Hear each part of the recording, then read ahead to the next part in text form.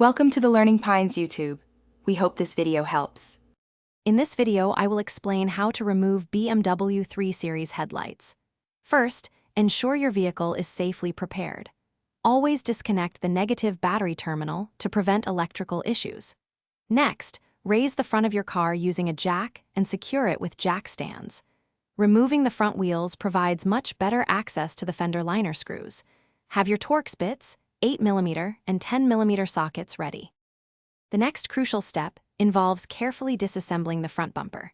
Begin by removing the numerous 8mm screws found within both front wheel wells. Once these are out, gently pull back the fender liner to reveal more bolts connecting the bumper to the fender. Don't forget the 8mm screws located along the bottom edge of the bumper.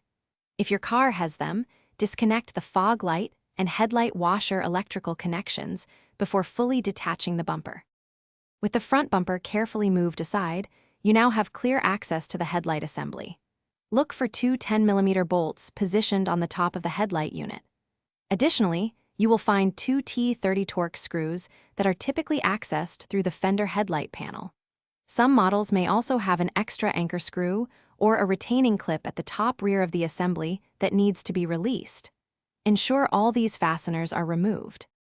Once all fasteners are removed, gently pull the headlight assembly straight out from the front of the vehicle. Be mindful of any remaining electrical connectors at the rear. Carefully unplug them. With all connections free, you can now remove the headlight, taking care not to scratch the bumper or surrounding paint.